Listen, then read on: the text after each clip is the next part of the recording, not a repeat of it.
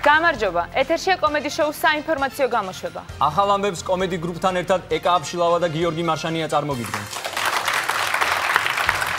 ეს მთავრობა არასრულებს დაპირებებს, დაჭერებზეა გადასული, ატყუებს მოსახლეობას და ბაიც ხვირი, აცხადებს ჩიორა თაქთაქიშვილი. ლეიბორისტული პარტიიდან წასულმა შატვერაშვილმა, ძაგანიამ და ჯიბლაძემ უკვე დააარსეს ახალი პოლიტიკური მოძრაობა, რომლის სლოგანია თმის შეჭრა 5 ლარი, წვერის გაპარსვა 3 ლარი. სასჯელახსრულების მინისტრმა სოზარ სუბარმა ეკა ბესელიას წინააღმდეგ სარჩელი შეიტანა. ბესელიამ იმდენი პატიმარი გამოუშვა ციხიდან, რომ უმუშევარი დამტოვა, აცხადებს სოზარ სუბარი. საქართველოში მოიმატა კრიმინალმა. როგორ შეიძლება ამდენი პატიმრის გამოშვება? აცხადებს კონკურენციით შეწუხებული კრიმინალური ავტორიტეტი ჭრაჭუნიჩი.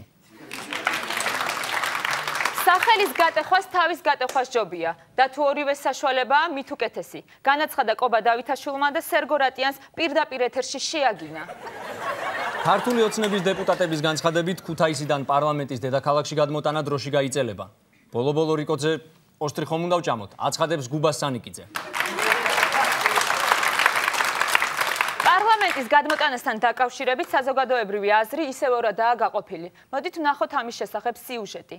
როგორც იცით, მთავრობა აპირებს პარლამენტის თბილისში გადმოტანას, ჩვენს უკან თქვენ ხედავთ ახლა პარლამენტის შენობას, სადაც მიმდინარეობს რემონტი. მანამდე კი გამოკითხვა ხალხში. გამარჯობათ, უკაცრავად. და თუ შეიძლება ერთ კითხვას დაგისვამთ. კომპანია რუსთავ იღებ თქვენ? დიახ, კომპანია რუსთავია. არ არის საჭირო უბრალოდ კითხვას დაგისვამთ. უნდა მოვემზადო, ესე მოუმზადებლად როგორ შეიძლება? ხო იღებ თქვენ ამ ყოველთვის? ზადა ხართ ამი, ხო? ერთი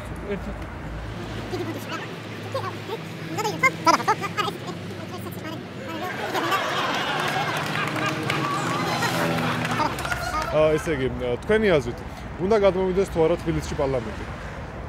აბა მე რა ვიცი, გენაცვალე ხა, უნდა გადმოვიდეს. უნდა გადმოვიდეს. და რატომ უნდა გადმოვიდეს მიზეზი თუ შეგიძლიათ გითხრათ? იმიტომ უნდა გადმოვიდეს ადრე გოგოებს ვიბარებდი პარლამენტთან 14 წუთში მოდიოდნენ. ახლა პარლამენტთან რო ვიბარებ თუ 3 საათი იქით მინდა 3 საათი აქით. თქვენი აზრით, უნდა გადმოვიდეს თუ არა თბილისში პარლამენტი? რა გიპასუხო?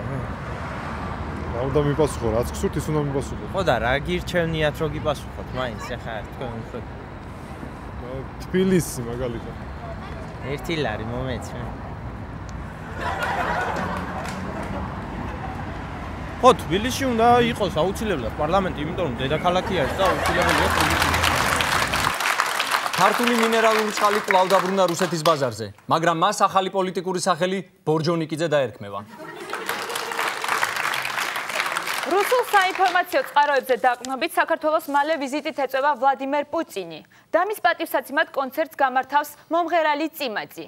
ამით აღშფოთებულია კასპელი ქალბატონი მარეხი, რომელიც აცხადებს, რომ საქართველო წაწამია, წაწამი.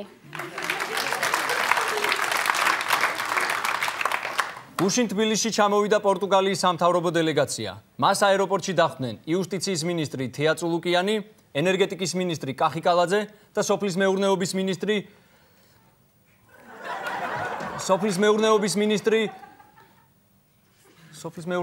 რა ქვია?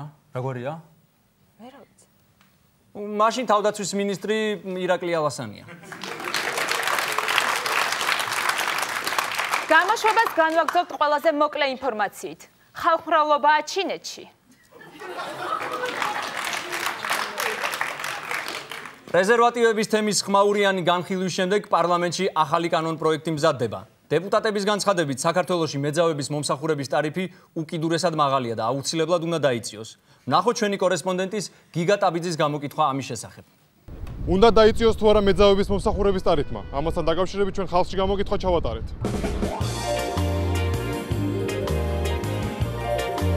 უნდა დაიწიოს თუ არა მეძავების მომსახურების ტარიფმა? რა თქმა უნდა, ვფიქრობ, რომ ძალიან კარგი იქნება ჩემთვისაც და მოსახლეობისათვის. გასაგებია და მალე ისურვებდით, რომ ეს ყველაფერი მოხერხდეს, ხო? რა თქმა უნდა, სასიამოვნო იქნება.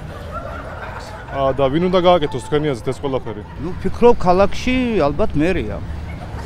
და დღევანდელი ტარიფები თუ მოგწონთ? რავი, სიმართლე რო გითხრათ, არ ვარ დიდად მაგ ტარიფებში გარკვეული, მაგრამ როგორც ვიცი, საკმაოდ მაღალი ტარიფებია. და რუსეთის ფასებთან შედარებით ჩვენთან მაღალია ფასები თუ იცით. ნუ გააჩნია ქალაქს, იქაც სხვადასხვა ფასებია. კი. იქ 13%-ია გადასახდელობები და აქ მე მგონა ბევრად დიდი აქა, მე ბევრად მაღალია ფასები. და თქვენი აზრით რა უნდა გააკეთოს ეს ყველაფერია? ეს უნდა გააკეთოს ჩემი აზრით ენერგეტიკის მინისტრმა, ფინანსთა მინისტრმა და რა თქმა უნდა მაღალია შვილო. მაღალია და ხალხი შეწუხებული ამ ყველაფრით უკვე. დაიღალა ხალხი, ელოდებიან აი დღეს რამე იქნება, აი ხვალე რამე იქნება და ისევ ის მდგომარეობა რაც იყო, ცოტა რაღაცა შეღავათ იყო, მაგრამ ისეთი არა რომ რაღაცა განსაკუთრებული სახე ქონდეს შვილო ამას ყველაფერსა. დიდი მადლობა გიგა.